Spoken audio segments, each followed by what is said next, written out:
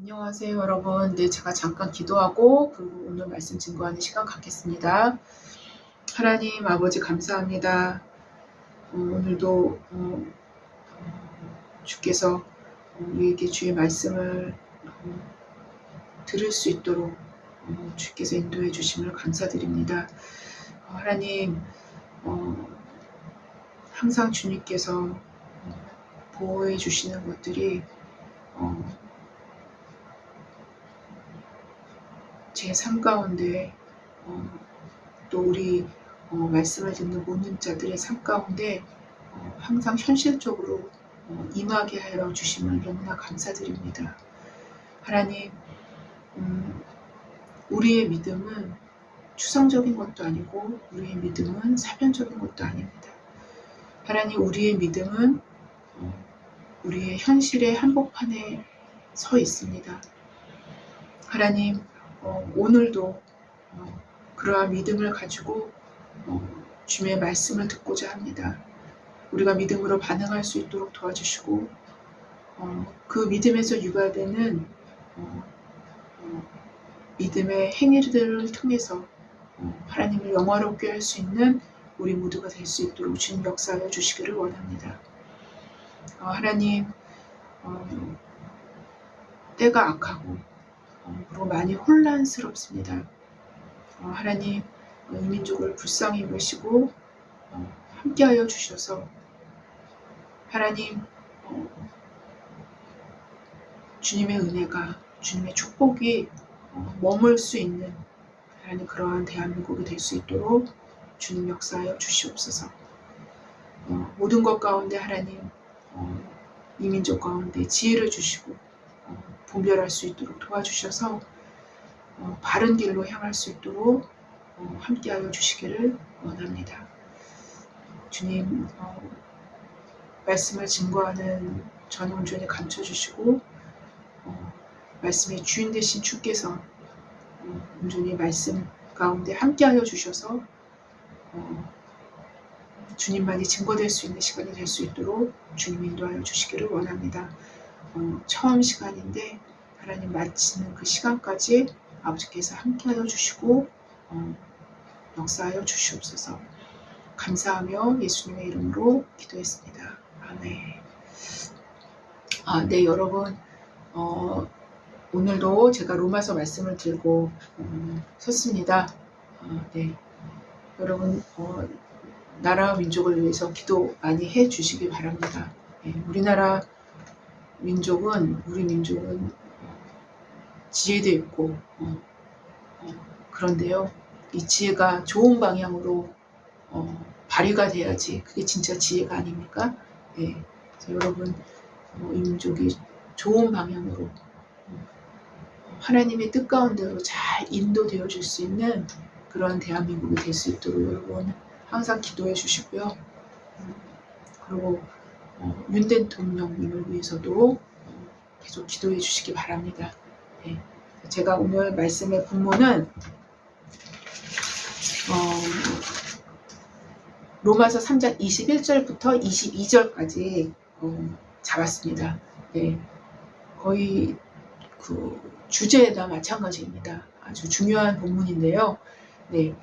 그래서 오늘은 로마서 본론을 계속 이어가는데요. 특별히 소제목은 칭의라고 제가 이제 소제목을 붙였습니다. 네, 그리고 본문은 로마서 3장 21절부터 22절까지입니다. 그래서 제가 한번 봉독해 보겠습니다. 이제는 율법 외에 하나님의 한 의가 나타났으니 율법과 선지자들에게 증거를 받은 것이라. 곧 예수 그리스도를 믿음으로 말미암아 모든 믿는 자에게 미치는 하나님의 의인이 차별이 없느니라. 네, 이 말씀을 가지고 말씀을 증거하는 시간 갖겠습니다. 네, 한 소년이 물에 빠져 허우적거리고 있었어요. 네, 물에 빠져 허우적거리고 있었습니다. 물가에서 서 있던 소년의 어머니는 막 너무나 두려움과 슬픔에 빠져서 어찌할 바를 모르고 있었어요. 네. 그런데 바로 옆에 서 있었던 어떤 건장한 사내가 서 있었다고 합니다. 네. 그 건장한 사내는 소년이 어떻게 되든 상관이 없다라는 식으로 마치 그렇게 보여졌나 봐요. 상관이 없다라는 식으로 그저 바라만 보고 있었던 것입니다. 예. 어머니는 그 사내에게 자식을 구해달라고 애걸복걸해 보았으나 사내는 꼼짝도 하지 않는 거예요. 예. 외정한 사람인가? 예. 허우적거리는 소년의 힘이 다 빠져서 더 이상 허우적거릴 힘조차도 없을 때 소년이 축 늘어져서 수면 위에 이렇게 둥 떠오르게 되자 묵묵히 서 있었던 그 사내는 있다라 싶어서 곧바로 지체 없이 물속으로 뛰어든 겁니다. 네. 물속으로 뛰어들어가서 아이를 무사히 건져냈습니다. 아이 어머니는 놀란 가슴을 막 쓰다듬으면서 그 사내에게 이렇게 물었어요. 왜 진작에 구해주시지 않으시지? 왜 진작에 제 아이를 구해주지 않으셨나요? 이렇게 당연히 묻지 않겠습니까? 그 사내는 이렇게 대답을 했다고 합니다. 아주머니, 아이가 발버둥 치는 동안에는요, 구해낼 수가 없는 법입니다. 구하러 들어간 자기를 죽기 살기 붙여서 매달리기 때문에, 붙잡고 늘어지기 때문에 두 사람 다 죽게 됩니다, 결국에는. 네, 그렇게 되지 않겠어요? 네. 그래서 아이가 완전히 힘이 빠질 때까지 기다린 겁니다. 그 사내는 아이가 힘이 빠질 때까지 사실상 기다린 것이죠. 그래야 그를 구조할 수 있는 적합한 상태가 되기 때문인 것입니다. 그 전까지는 구조할 수가 없어요. 네. 그런데 여러분, 하나님께서 인류에 대한 구원 계획도 또 주께서 메시아 예수님을 보내신 것도 역사의 적합한 상태에 대한 하나님의 경륜적 판단을 우리는 엿볼 수 있다는 것입니다. 하나님은 누구보다도 인간을 잘 아시고 또 인간에게 인간 자신들을 깨닫게 하시려는 하나님의 계획은 그것 자체가 선한 것입니다. 인간의 입장에서는 전혀 아니라고 생각되어지는 상황 가운데서도 말입니다. 건장한 사내의 행동은 이해할 수 없는 모습으로 비춰질 수도 있었다는 것입니다. 그는 사실상 누구보다도 상황을 정확하게 파악하고 있음에도 불구하고 그랬었어요. 네. 정확하게 그 상황을 파악하고 있었고 가장 적절한 시간에 효과적으로 생명을 구할 수 있었던 것입니다. 그러나 우리는 다른 측면에서 생각해 보아야 할 것은 아이의 입장에서는 발버둥이란 그 시간이 필요한 시간이었었다라는 것입니다. 이 시간이 스킵되어서 생략되어져 버린다면, 생략된다면 그의 힘은 여전히 있었을 것이고 또한 자신의 한계를 깨닫는 중요한 돌파구를 경험하지 못했을 것입니다. 이 한계 지점에서 인간이 얻을 수 있는 유익은 굉장히 본질적입니다. 이 유익은 본질적이며 핵심적이며 그 생명 전체가 집결되는 중대한 유익을 가져다 줄 수 있는 시간이었다는 것입니다. 바로 이 지점에서 생명 구원함이 이루어질 수 있는 중요한 시간이 됩니다. 언제나 죽음과 삶의 경계선에서, 여러분 인간은 다 마찬가지입니다. 죽음과 삶의 경계선에서 인간은 자신의 실제적인 현실을 보게 되기 때문에 인간의 실제적인 현실을 보게 되는 때는 바로 인간이 삶과 죽음의 경계선에 있을 때입니다. 그 현실에는 인간 스스로의 연약함, 그것도 극도의 연약함과 한계를 직면케 함으로 절대적으로 하나님을 하나님으로 볼 수 있는 안목이 열리게 되는 것입니다. 바로 율법은 인간의 한계를 명백하고 선명하게 보여주고 인간의 죄성을 깨닫게 합니다. 율법이 요구하는 그 요구하심에 결코 부응하지 못하는 인간이기에 인간은요 율법의 요구에 절대 부응할 수가 없어요. 결코 부응하지 못하는 인간이기에 율법은 인간을 절대로 의롭다 하지 않습니다. 그런데 바로 이러한 율법이 필요 없다고 말할 수 있겠습니까?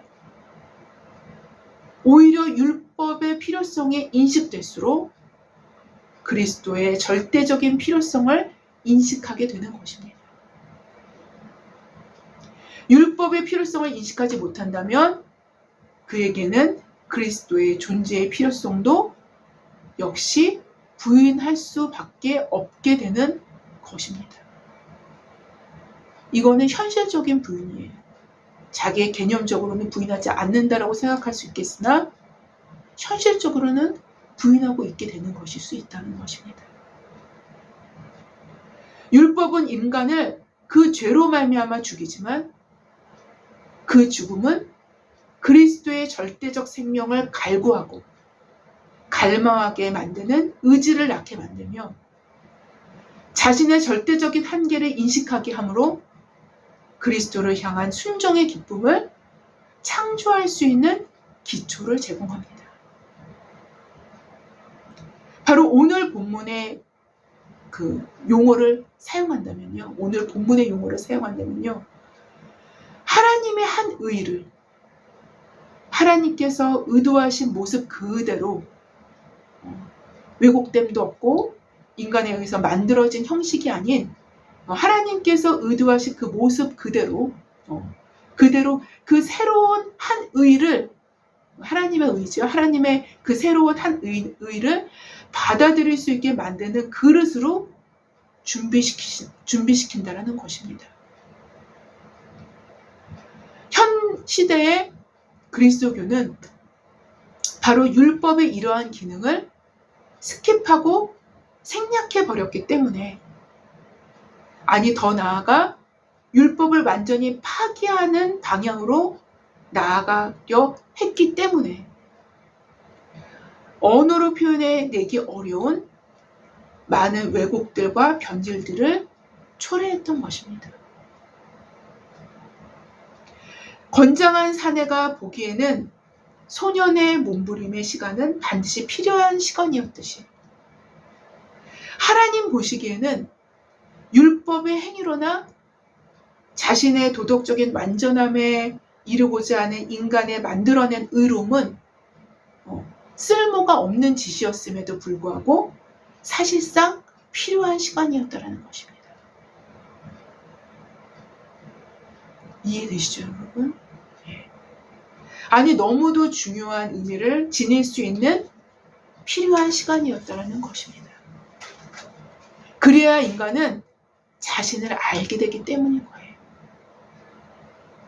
물에 빠진 소년이 허우적대는 시간은 그에게는 자신의 절대절명의 연약한 생명을 깨닫는 시간이었고 오히려 자신의 육체의 모든 힘이 다 소진되어졌을 때 구원자를 통해서 자신의 힘이 아닌 하나님의 힘이죠.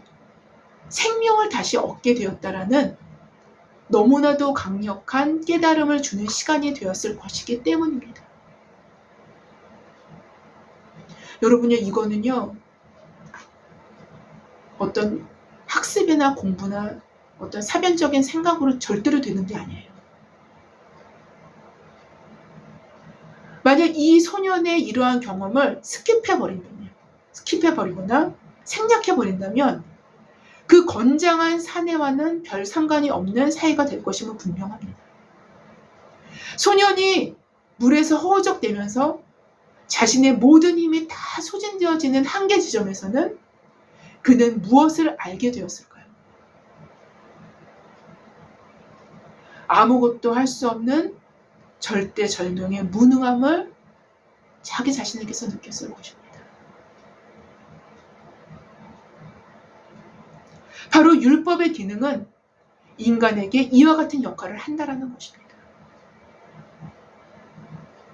그러나 허우적대 보지 않는다면, 자신의 모든 노력을 기울여 보지 않는다면 그것이 안 된다라는 것을 모르듯이, 율법을 지키려고 애를 써보지 않는다라면 그것이 안 된다라는 것을 속 깊이 모른다라는 것이고, 속 깊이 몰라요. 속 깊이 모른다라는 것이고, 내 힘으로 절대적으로 불가능함을 인식하지 못한다면 그 인식하지 못하는 그 정도만큼, 즉 정확히 그 인식에 비례해서 그리스도의 은혜의 깨달음은 상대적으로 약하기 때문인 거예요. 즉 인간은 자신의 무능함에 직면할수록 그리스도의 은혜를 선명하게 깨닫게 된다는 것입니다. 여러분, 인간은 그래요. 어쩔 수 없습니다. 자신의 무능함을 직면하면 직면할수록 그리스도의 은혜를 더욱 깊이 선명하게 깨닫게 돼요. 따라서 인간은 자신의 자아의 죽음을 낭만적으로 받아들이는 왜곡된 앓이 아니라, 자신의 자아의 죽음, 마치 이렇게 자아의 죽음이다 자꾸 이렇게 얘기를 하니까 이걸 아주 낭만적으로 받아들여요. 낭만적으로 받아들이는 왜곡된 앓이 아니라 실제로 자아의 죽음을 경험하는 가장 성경적인 방법은 율법으로 죄를 깨닫는 것이고, 그래서 나의 도덕적 행위로, 내가 주체가 되는 나의 도덕적 행위로 의롭게 될 수 없음을 처절하게 느끼게끔 자신에게 기대했던 모든 것이 산산이 부서질 때, 바로 이때서야 자아의 죽음은 시작된다고 말씀드릴 수 있습니다. 여하튼 본질적인 의미에서 율법이 없으면 자아의 죽음은 불가능합니다. 율법은 여러 가지 형태가 있죠. 그렇죠? 율법으로 죽고 생명의 성령의 능력으로 살아나는 것입니다. 왜냐하면 율법으로는 죄를 깨닫는 것이고, 율법에는 살릴 수 있는 기능이 없기 때문인 거예요.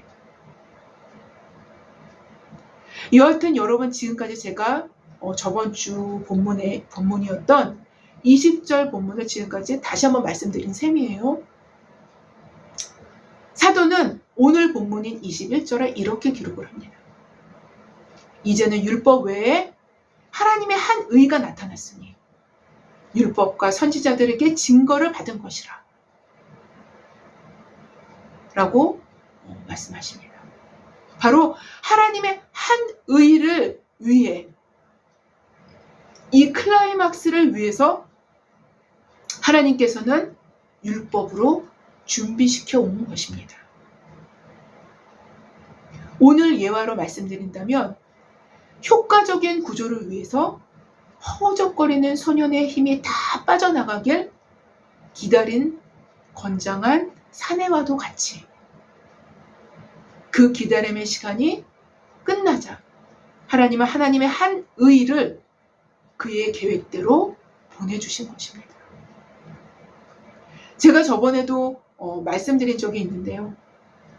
본문에서의 하나님의 한 의는 일반적인 하나님의 의로신 성품을 이야기한다기보다는 하나님의 의로우신 성품의 한 발로인데요.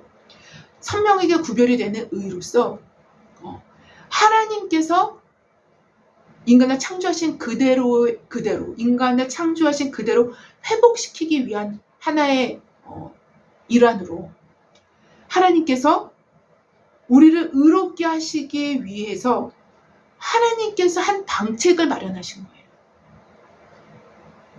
네. 이게 하나님의 한 의입니다. 네. 하나님께서 한 방책을 고안해내신 하나님의 긍휼을 본문에서는 하나님의 한 의라고 표현한 것입니다. 네, 그럼 하나님께서 만들어내신 그 한 방책, 한 방책을 고안해내신 것이 무엇일까요? 그 하나님의 그 선하신 계획이 무엇일까요? 우리를 의롭게 하시기 위해서 하나님께서 만들어내신 그 한 방책, 그 계획이 무엇일까요? 바로 예수 그리스도죠. 그래서 그 다음 본문에 예수 그리스도가 나오는 것입니다. 즉 구체적으로 이 방책은 독생자 아들의 핏값으로 우리를 의롭다 하신 복음의 사건으로 드러나는 것입니다.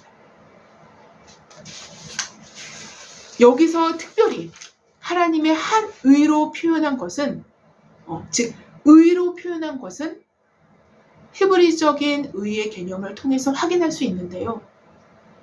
의는 히브리적으로는 언제나 관계적 용어입니다. 제가 여러 번 말씀드린 것 같습니다. 바로 창조된 원래 그대로의 올바른 관계를 유지하는 것. 즉 하나님과 올바른 관계를 유지할 수 있게 되기 때문에 삶에서 맞닥뜨려지는 모든 사람과의 관계를 올바로 맺게 되어지는 것을 의미합니다. 히브리적 의는요. 따라서 본문에서의 의라는 표현은 하나님께서 인간 자신들의 죄로 말미암아 잃어버리게 된 하나님과의 올바른 관계를 회복시키기 위해서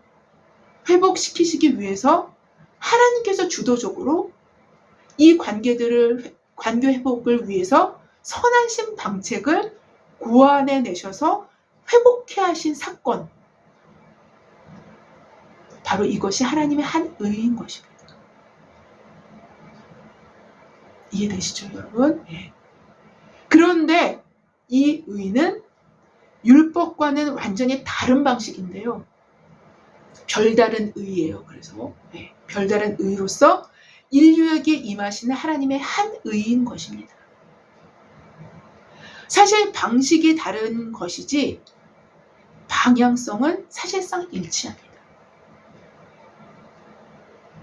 사도가 앞으로 주장할 율법은 절대로 목적지에 도달할 수 없는 방식이기에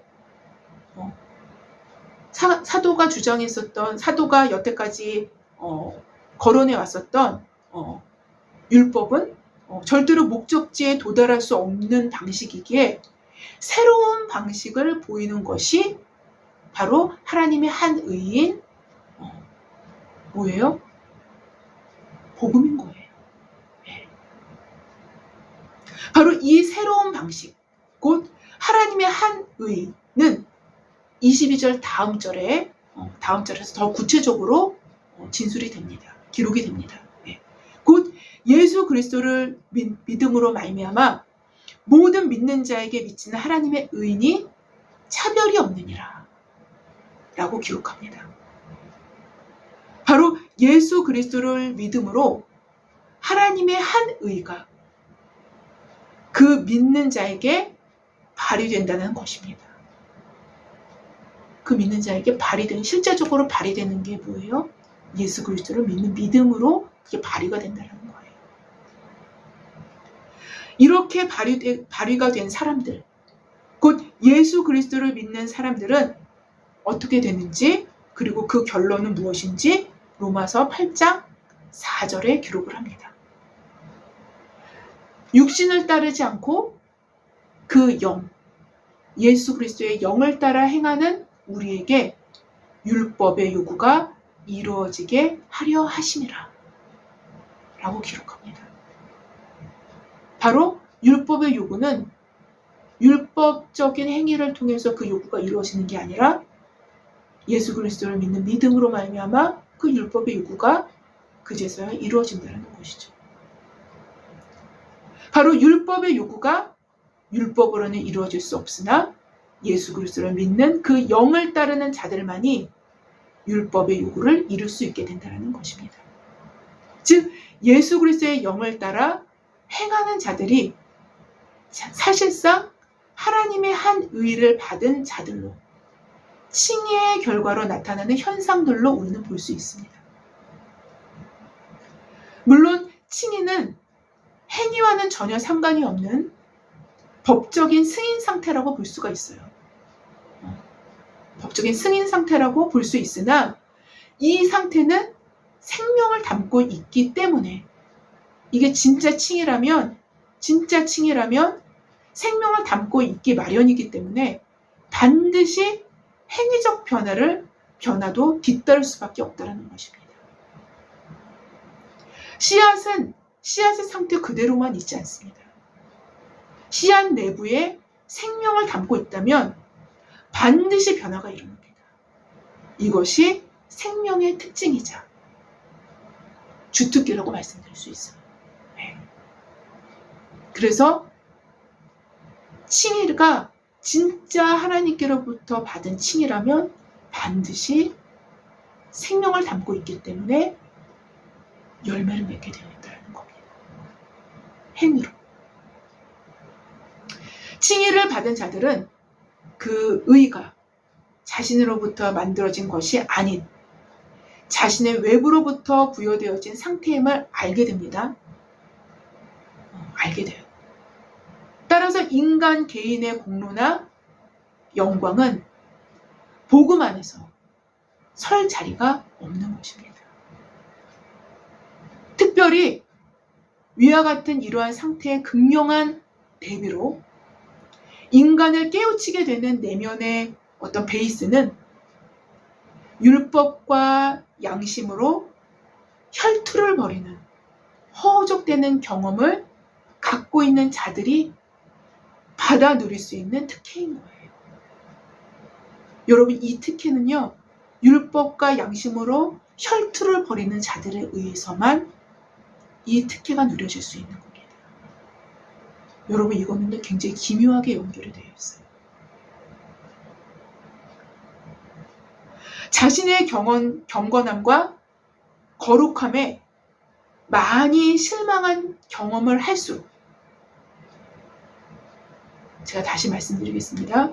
자신의 경건함과 거룩함에 많이 실망을 한 경험을 할수록 내면의 무능함을 더 많이 경험하고 실패할수록 자신을 잘 알게 되기 때문에 극명한 대비 효과는 더욱 뚜렷하며 이로써 더 깊고 명백한 깨달음을 갖게 된다는 것입니다.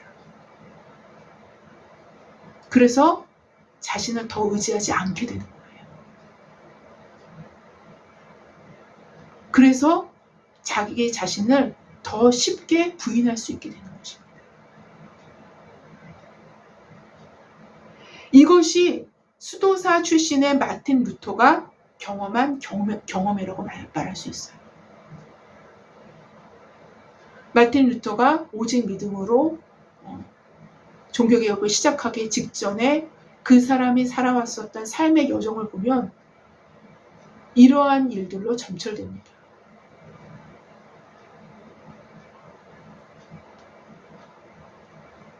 이런 자들에게 칭의는 삶의 하이라이트로 칭의의 본 의미를 왜곡함 없이 흡수할 수 있게 만드는 굉장히 견고한 베이스가 됩니다.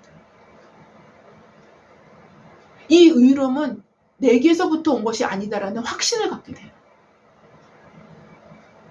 이 대비 효과가 놀랍습니다. 하나님으로부터 발생된 것이고 하나님으로부터 예수 그리스도의 의로부터 내가 의롭게 된다는 것들이 아주 명백한 사실로 인식되어지기 시작한다는 겁니다.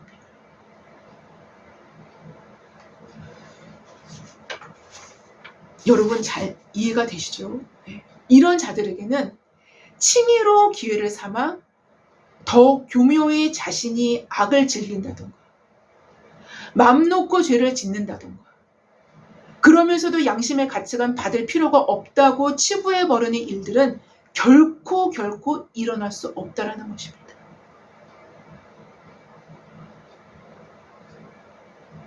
이러한 칭의가 오늘 본문에서 말씀하신 바와 같이 율법과 선지자들에게 이미 증거를 받은, 즉 오래전부터 우리를 긍휼히 여기시는 하나님의 마음에 있었던 것임을 우리는 성경을 통해서 확인할 수 있습니다.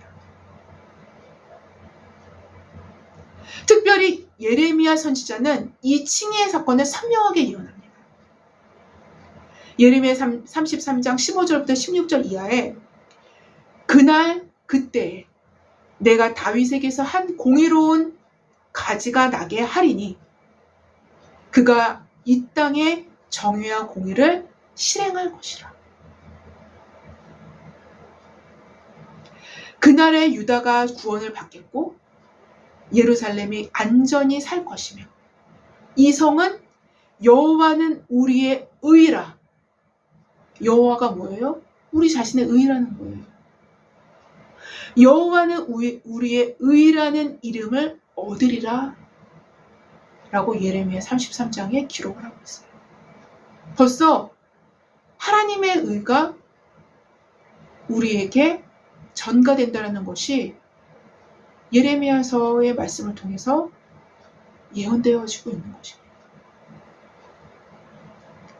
즉 다윗의 자손으로 오실 그리스도께서 바로 자신의 의로움을 그 백성된 자들에게 주실 것임을 예언한 것입니다. 예레미야 33장 16절에 이 성은요, 이 성이라고 말씀하시죠. 예. 그날이 그때 내가 다윗에게서 한 공의로운 가지가 나게 하리니 그가 이 땅에서 정의와 공의를 행하실 것이라.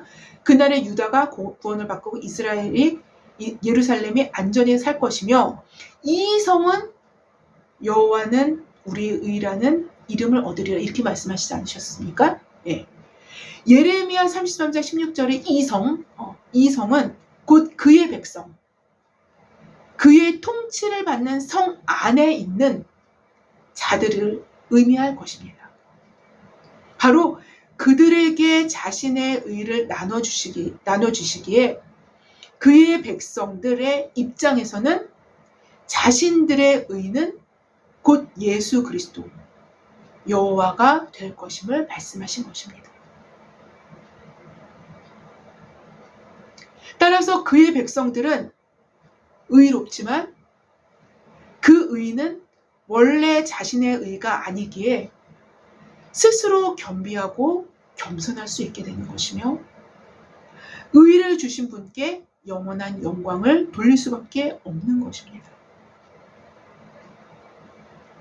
그래서 오늘 본문은 율법과 선지자들에게 증거를 받은 것이라고 말씀하시면서 22절은 정확히 그 의를 받을 수 있는 방법을 기록하고 있는데요.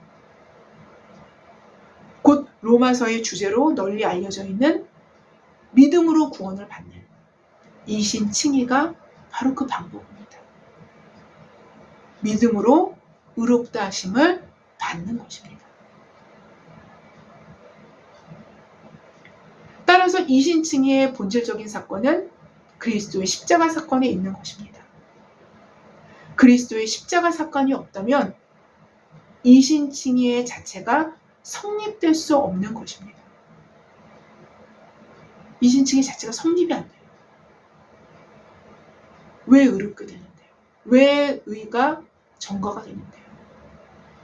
이 의의 정가가 무엇으로부터 왔는데요? 그리스도의 피에서부터 온 것입니다. 그렇기 때문에 십자가 사건이 없다면 이신칭의의 근거 자체를 없애버리는 거예요.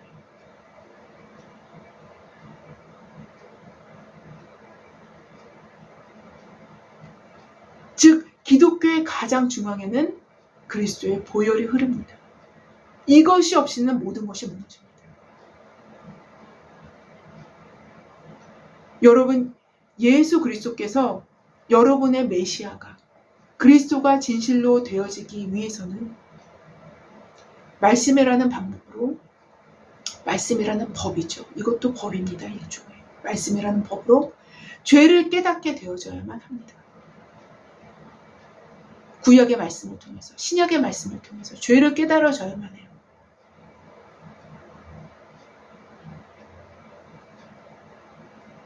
자신의 어떤 우리가 말씀을 통해서 계속적으로 깨끗하게 되어지고 거룩하게 되어지지 않습니까? 말씀을 통해서 내가 우리 자신이 얼마나 사람을 쉽게 미워할 수 있는지, 얼마나 우리의 거룩함이 형편없는지, 한순간에 무너질 수 있는 거룩함이라는 것을 매 순간마다 말씀을 통해서 깨달아야 됩니다. 인간의 거룩함은요, 형편없어요. 얇은 종이장과 같습니다. 쉽게 찢어집니다. 조금만 누가 자신한테 잘못해봐요. 금방 그 사람 미워합니다. 그러면 율법은 바로 정죄합니다.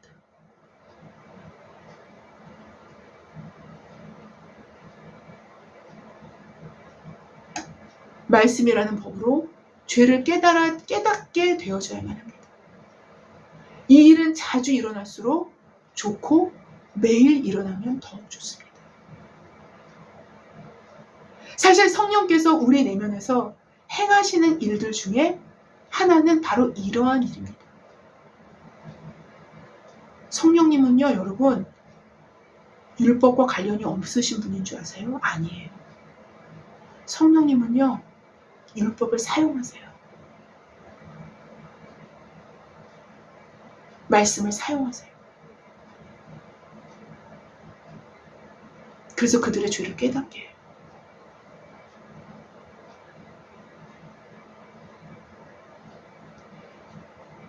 성령께서 우리의 내면에서 행하시는 일들 중에 하나는 바로 이러한 일이라는 거예요. 그래서 매일의 순간마다 예수님은 나의 구주와 구원자와 그리스도가 되게 하시는 거예요. 죄를 깨달아야만 우리의 구원자가 되실 수 있지 않습니까? 매 순간마다, 매 삶마다, 매일마다.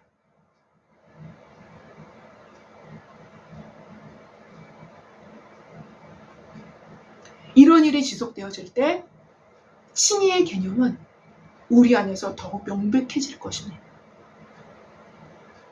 칭의의 개념이 왜 명백해지지 아니하고 왜 흐려지는 줄 아십니까? 죄를 깨닫지 못하기 때문이에요.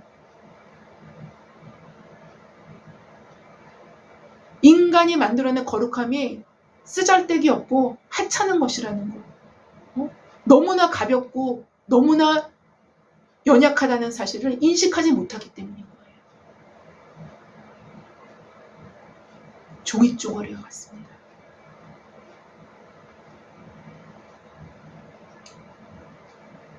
우리의 매일의 삶에서 우리 자신에게서는 실망하지만 우리 안에 계신 예수님으로 인해서 더욱 확실한 의와 소망으로 덧입고 살아가게 되는 것입니다. 이것이 성화의 삶인 거예요.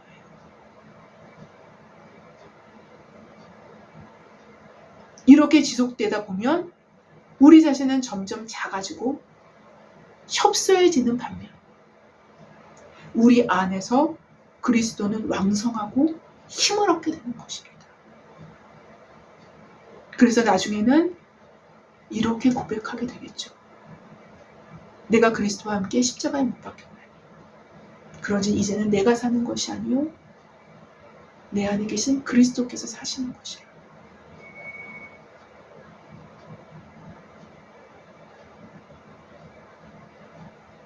아무쪼록 우리의 삶에서 스킵되거나 생략되어지는 것이 없이 그 단계마다 갖게 되는 진리를 잃어버리지 않고 그래서 그리스도와 복음을 왜곡시키지 않게 받아들이는 거죠. 그리고 또 그것을 전하는 그런 저와 여러분이 되시기를 주님의 이름으로 기도합니다. 제가 기도하고 마치겠습니다. 하나님 아버지 감사합니다. 오늘은 하나님의 한 의에 대해서 그리고 예수 그리스도께서 우리에게 어떤 일을 행하셨는지 그리고 율법과 복음과의 우리 내면에서 일어나는 모든 관계들 하나님 그러한 모든 것들을 우리가 조금씩 살펴보는 시간을 가졌습니다. 하나님 하나님의 한 의도 실제며 복음도 실제며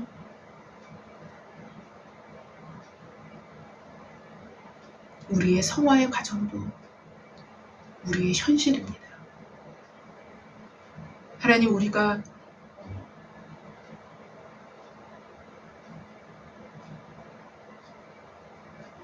기독교적인 어떤 성경적인 그런 개념으로만, 교리로만 하나님 이런 것들을 묻어두는 것이 아니라 하나님 우리의 삶에서 실제로 입체적으로 살아나서 경험되어지고 깨달아지고 알게 되어지는 그 알미, 죽은 알미 아니라 생명을 담은 알무로 싹이 나고 자라나서 뿌리가 깊이 견고해지고 열매를 맺어 나갈 수 있는 하나님 그러한 알무로 우리를 인도하여 주시기를 원합니다. 감사하며 예수님의 이름으로 기도했습니다. 아멘. 감사합니다.